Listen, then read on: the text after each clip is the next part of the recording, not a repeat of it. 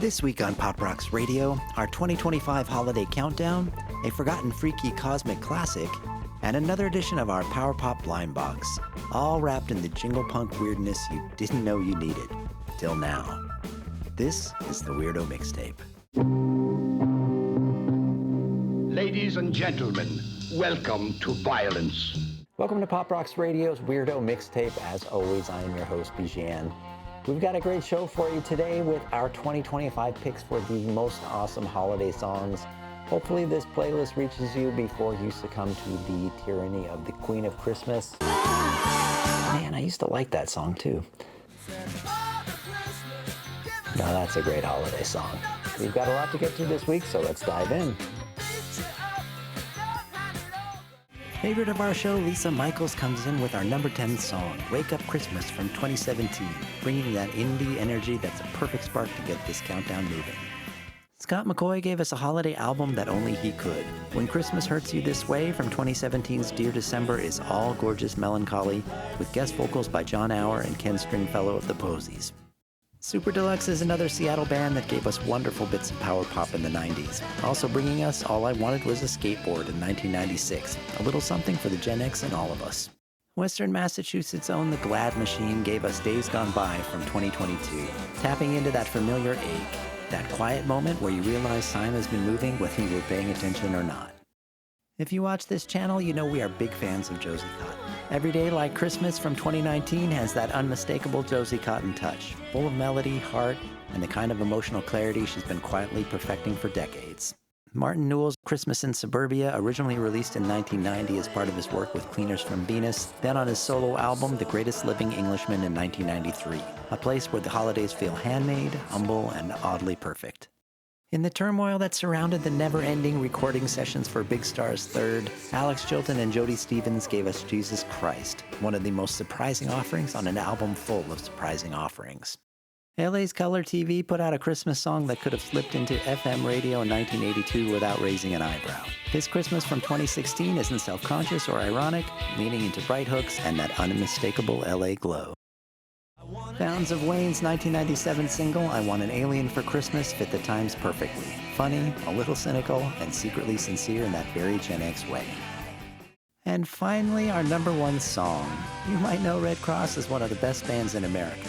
In 1991, they gave us Super Sunny Christmas. It's all Sugar Rush hooks and California glare on the surface, but underneath it's pure Red Cross. Self-aware, slightly unhinged, and completely sincere about loving pop culture even when it's ridiculous.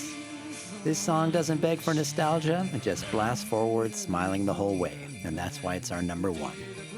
And now, this. If anybody loves trains, it's me, Johnny Cash. You know, if your boy's under 10 like mine is, he needs a big Lionel like this Black River Freight. Lionel also makes HO gauge trains for older kids, like this Burlington 181. But for smaller hands, the big Lionel is easier to handle and put on the track. This Christmas, get your boy a train that's built for the way young boys play. A big, rugged Lionel. Lionel, the big train for small hands.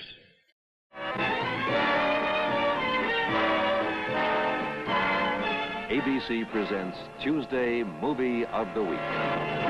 For this week's Tuesday Movie of the Week on Thursday, we have a Christmas special that feels like it drifted in from deep space, aired once, and then quietly bonded with a whole generation of kids who grew up weird. If you remember it, you really remember it.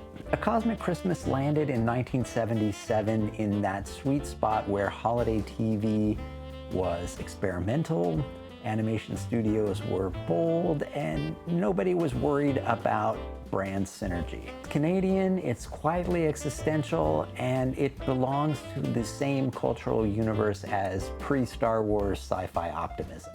This is comfort food for kids who read liner notes. The setup is simple. 3 aliens come to Earth to figure out the meaning of Christmas. Along the way, they meet a lonely boy and adults that can really only exist in 1970s animation. Slightly sad And while many of them are well-meaning, others are caught up in me-decade self-absorption.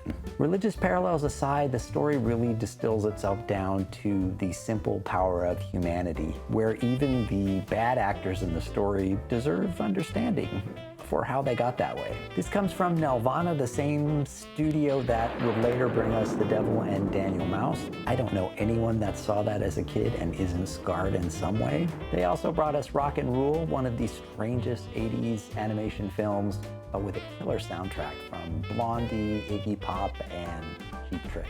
By modern standards, it moves slowly, but I mean, hey, it's only 20 minutes long. But that's also part of the charm. It trusts silence and patience, and it believes that kids can sit with a feeling without expecting a punchline every 10 seconds. Watching it now feels less like revisiting childhood and more like rediscovering a transmission from a gentler timeline. A Cosmic Christmas is a holiday artifact for the beautifully weird kids that never stop listening for transmissions from somewhere else. People have posted this one all over YouTube, so you'll have no problem finding it. Apparently Canadians are so nice they don't worry about copyrights either. And for those of you wondering where Lucky is today, he's had enough of my nonsense and couldn't bother to sit with me today. Yeah, well, I can't blame him.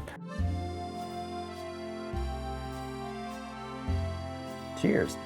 So remember, kids, the moral of this story is keep your mouth shut. And now a new segment we're calling the Power Pop Blind Box. When people hear the name Fountains of Wayne, a lot of them jump straight to one song. You know the one. That's just the trailer. The real movie is the catalog behind it.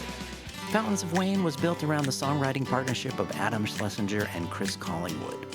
They wrote 3-minute films, hooky little stories about office workers, lonely dreamers, students stuck in traffic, people chasing something just out of reach. And that's the magic. This band made ordinary life feel epic.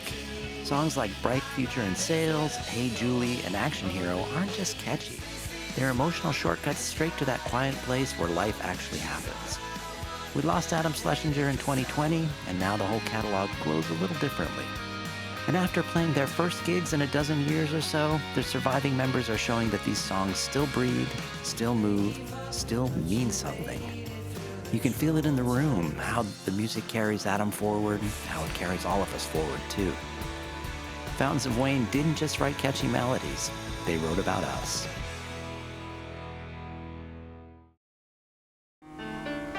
May tomorrow be a perfect day. May you find love and laughter along the way. May God keep you in his tender care Till he brings us together again. Good night, everybody. And with that, we have come to the end of another episode of Pop Rocks Radio's Weirdo Mixtape. Join us again next time when we'll have the holidays in our rear view and we get to work on doing our little part to make sure that 2026 doesn't suck. Until then, this is Bijan from Pop Rocks Radio. Thanks for watching. Be good, be weird, and for all those who celebrate, have a wonderful holiday. Merry Christmas, Happy New Year.